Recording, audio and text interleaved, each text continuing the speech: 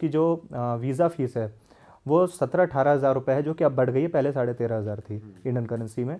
उसके लिए 20 लाख भी लेते हैं, 25 लाख भी लेते हैं। कुछ एजेंट्स हैं जो रीच का करते हैं, मेनली पंजाब में ये चीज़ होती है कि आपको 25 लाख देना। टूरिस्ट वीज़ा के लिए ले रहे हैं? टूरिस्ट वीज़ा के 25 लाख रुपए। 25 लाख रुपए। और उसमें आपको सिर्फ आपका एक रोल ये रहता है कि आपने इंटरव्यू देना है। इसका वीज़ा लग गया, उसका वीज़ा लग गया, उससे 20-25 लाख रुपए ले लिए। इसका नहीं लगा 18-19 भाई ये काम तो 25,000 में भी हो जाएगा। लोग इसके 25 लाख दे रहे हैं कि अपॉइंटमेंट दिला के बस इंटरव्यू देकर आ जाओ। सिर्फ इंटरव्यू आपको देना है, और एजेंट्स 20-25-30-30 लाख रुपए। भाई मैंने खुद लगवाया भाई 30-35 अगर आप खुद कर लोगे तो कर लोगे। जिसको नहीं पता है या जिसका माइंडसेट ये है कि हमारा मामा उधर है, चाचा उधर है और हमें यूएस पहुंचना है, तो वो रीच का 30 से 35 लाख रुपए, 35 लाख शायद मैं कम बोल रहा हूँ। शिट भाई, इतना तगड़ा स्कैम। डोंकी का 45 से 50 लाख रुपए है। अच्छा। हमारा एरिया जो है वो पंजाबियों का है, तो वहाँ पे डोंकी का रेट 45 to 50 लाख है। पर अगर हम बात करें कि जेन्युइनली एम्बेसी के थ्रू वीज़ा लगवा के जाना है तो 25 लाख रुपए भी लेते हैं लोग, ऐसा है? हाँ, अगर आपको नॉलेज नहीं है, अगर आप खुद कैपेबल हो वीज़ा अप्लाई करने में, आप एक सीरियसली जेन्युइन ट्रैवलर हो, आप अच्छी जॉब करते हो, अच्छा बिजनेस है आपका, तो आपको वीज़ा मिल जाएगा 18-19 हज़ार में। अगर आप एजेंट के पास गए और उसको पता चल गया कि आपका पर्पज़ ये है कि मुझे वहाँ पहुँचना है, तो फिर वो 5 लाख बोले या 10 लाख बोले, वो आपके ऊपर है, या वो लोकेशन के ऊपर है। गुजरात में रेट बहुत हाई है, चंडीगढ़ में, पंजाब में रेट बहुत हाई है, हिमाचल में हाई है और हरियाणा में हाई है। तो जो लोग ये इतना पैसा दे रहे हैं वो तो जाहिर सी बात है वो खुद बहुत पैसा बना रहे हैं, बिजनेसमैन है और वो पढ़े लिखे भी होंगे, तो वो देखते नहीं है क्या है, मतलब जो एक्चुअल रेट है वो तो 25-30 हज़ार भी नहीं है। बेसिकली उनको क्या होता है कि हमें पहुंचा दो, बस रीच करवा दो, रीच पे पेमेंट होती है उनकी, कि हमें कदम रखवा दो यूएस में। तो उन्हें ये होता है कि इंटरव्यू भी नहीं देना, हमें सीधा कदम रखवा दो, ऐसे ये प्रोसेस है ये, या इंटरव्यू होता है? टूरिस्ट पे तो इंटरव्यू तो होता ही है। इंटरव्यू आपने देना है। बेसिकली जिनको नॉलेज नहीं होती उनके साथ ये होता है। और ऑस्ट्रेलिया का भी होता है, न्यूजीलैंड का तो मैंने खुद देखा है। न्यूजीलैंड का एक मेरा नोन है, वो मुझे मलेशिया में मिला था। सो उसने न्यूजीलैंड का वीज़ा लिया 20 हज़ार में, उसने आगे लोगों से लिए 8-8 लाख रुपए। और ठीक है, उसमें उसके अलावा 15 बंदों का ग्रुप था, उन्होंने 15-15 लाख रुपए न्यूजीलैंड के टूरिस्ट वीज़ा के लिए दिए। टूरिस्ट वीज़ा के लिए इतने पैसे? भाई साहब इतने मतलब ट्रिप ही लग जाए, बढ़िया तगड़ी वीज़ा के दे रहे हैं। 2 बार यूरोप घूमा सही में भाई। उसके अलावा सर्बिया से अभी कुछ टाइम पहले तक 2022 तक सर्बिया का इंडियंस के लिए वीज़ा ऑन अराइवल था। सिर्फ एक कंट्री थी, अल्बानिया, सर्बिया, अब दोनों ने बंद कर दिया है। उसमें क्या हुआ कि सर्बिया से हंगरी की डोंकी लगती थी, तो उसमें भी 15 लोगों का ग्रुप था, 21 लोगों का ग्रुप था। उनसे 12-12 लाख रुपए लिए गए थे कि आपको सर्बिया से हम हंगरी की डोंकी लगवाएंगे, हंगरी में आपको जहाँ जाना है आप वहाँ जाओ, हमारा काम ख़त्म। अच्छा। और उसमें अभी फिर बीच में एक सिचुएशन आ गई थी कि उनकी सर्बियन गवर्नमेंट ने ये कर दिया था कि कोई भी बॉर्डर पे मिलता है ओपन शूट का ऑर्डर था, कि कुछ मत पूछो, कुछ मत देखो, सीधा ओपन शूट। और ऑस्ट्रेलिया कैसे स्कैम कर दिया? ऑस्ट्रेलिया स्कैम बेसिकली नहीं है। ऑस्ट्रेलिया क्या है कि इतना ज़्यादा लोग जाना चाहते हैं ऑस्ट्रेलिया में, स्टडी वीज़ा अप्लाई करते हैं, जिनके रिक्वायरमेंट्स ये है कि 6.5 ही 6.5 बैंड आपके होने चाहिए, ईच 6 होने चाहिए। एजेंट्स उनको बोलते हैं कि अगर आपके 6 भी हैं तो भी चल जाएगा। तो गलती यहाँ पे एजेंट्स की है, एम्बेसीज़ की है, उस कंट्री की नहीं है। बिकॉज क्या होता है कि एक बार यूनिवर्सिटी ने फीस आपसे ले ली, फिर वो वापस आपकी कब करती है ये आपको भी नहीं पता है। फिर एजेंट बीच में अपना कमीशन रख लेगा 50-60 हज़ार लाख रुपए, वो पीछे हट जाएगा, या कुछ अच्छे एजेंट्स हैं वो हेल्प भी करते हैं।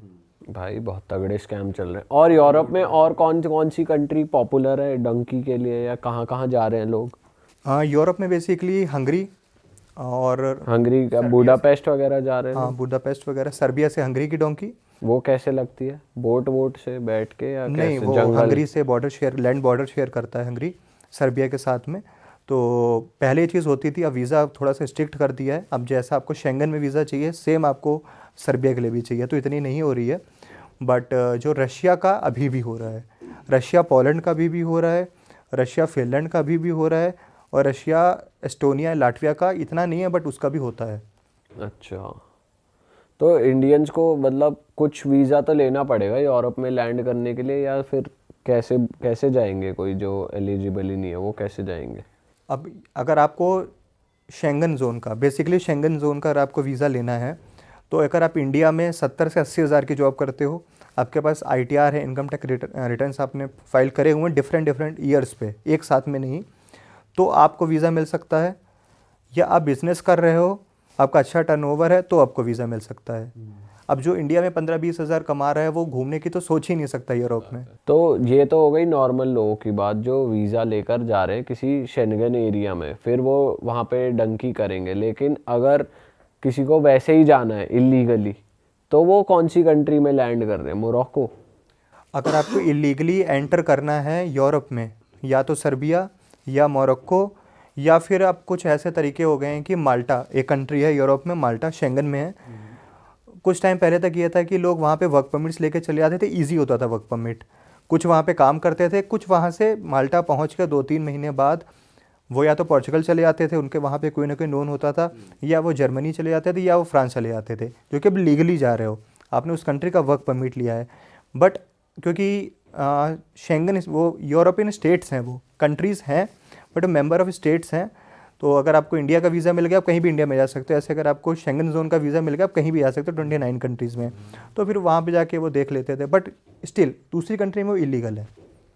और जो इलीगली जा रहे हैं वो कैसे जा रहे हैं, मतलब बाय शिप या जंगलों के रास्ते, इस सब के थ्रू ही जा रहे हैं? अब ये थोड़ा सा स्ट्रिक्ट हो चुका है क्योंकि अभी ये लोग काफ़ी ज़्यादा हो रहे हैं, बट पहले तो आप बाई कार जाओ, बाई रोड जाओ, आप ये कह सकते हो कि मैं घूमने जा रहा हूँ। अगर आप सपोज़ किसी थर्ड कंट्री में एंट्री कर गए हो, वर्क परमिट पे हो आप, माल्टा या कोई भी यूरोपियन कंट्री, शेंगन कंट्री, तो आप उनको बोल सकते हो मैं इस कंट्री में काम करता हूँ और अभी मेरी हॉलीडेज़ हैं, वीकेंड्स हैं, तो मैं वीकेंड्स पे उस कंट्री जा रहा हूँ।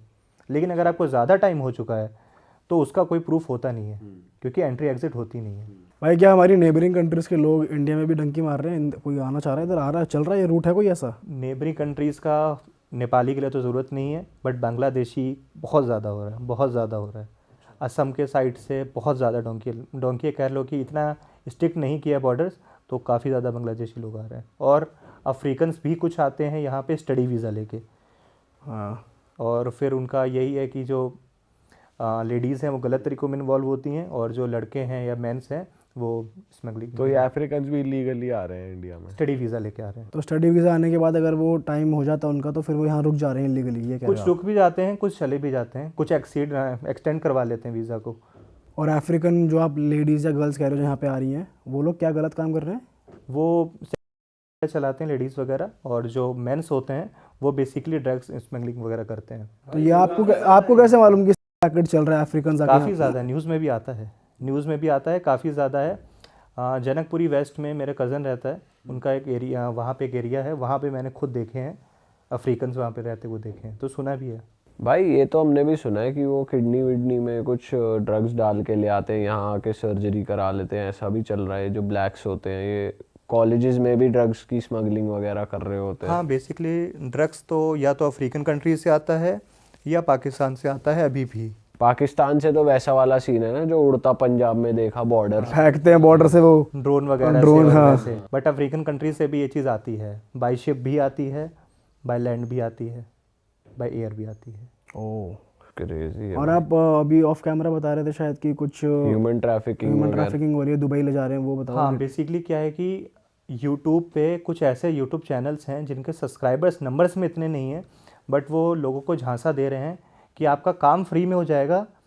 आपको किसी थर्ड कंट्री में लेके जाना है, सपोज़ वो कोई भी कंट्री है, वो यूरोप की कोई भी कंट्री है, लेकिन वो लेके कहाँ जाते हैं? दुबई लेके जाते हैं, या सऊदी अरेबिया लेके जाते हैं, या ओमान लेके जाते हैं। आपको एक ऐसी जगह लेके जाएंगे जहाँ पे दूर दूर तक कोई नहीं है, वहाँ पे आपको बैठाल के रखेंगे 10 दिन 15 दिन, फिर सीधा ये बोलेंगे कि आप अपने घर पे कॉल करो और पैसे मंगाओ, 8 लाख 10 लाख 15 लाख। जो नहीं पे करता है उनको या तो मार देते हैं, और जो लेडीज़ वगैरह होती हैं उनके साथ फिर तो इसे दुबई साइड ही हो रहा है, कहीं और भी हो रहा है ह्यूमन ट्रैफिकिंग का? दुबई साइड बेसिकली नहीं है, लोग लेके जाते हैं। दुबई बेसिकली डेवलप दुबई ही है, यूएई में सबसे ज़्यादा डेवलप यूएई है, दुबई है। उसके अलावा जो अजमान या उसके आसपास के शारजा के एरियाज ये हैं, नहीं है ज़्यादा। हाँ, ये इतने डेवलप नहीं है। वहाँ पे दूर में अगर आपको रेगिस्तान में कहीं ले गए, कमरे में रख लिया, तो किसी को कुछ नहीं पता चला। हाँ, कोई जा ही नहीं यूएई बेसिकली नहीं है, गल्फ़ कंट्रीज जो और हैं, ओमान या सऊदी अरेबिया उधर है, या इजिप्ट हो गया। हाँ, इजिप्ट में ये चीज़ें काफ़ी ज़्यादा हैं। अरे वाह, आपने ये वीडियो यहाँ तक देख ली भाई, तुमने हमारी मेहनत सफल कर दिया। तुम ही लोग हो असली रियल हिट। और अगर आपको बहुत मज़ा आ रहा है ऐसी क्लिप्स में, ऐसी वीडियोस में, तो फटाफट जाइए प्लेलिस्ट पे बिंज वॉच कीजिए, सारी वीडियोस देख डालो और मौज काटो। That is it. हम मिलेंगे नए पॉडकास्ट में, नई क्लिप में। Till then bye bye, see you, take care, do subscribe. Best of real talk online. Okay, bye bye.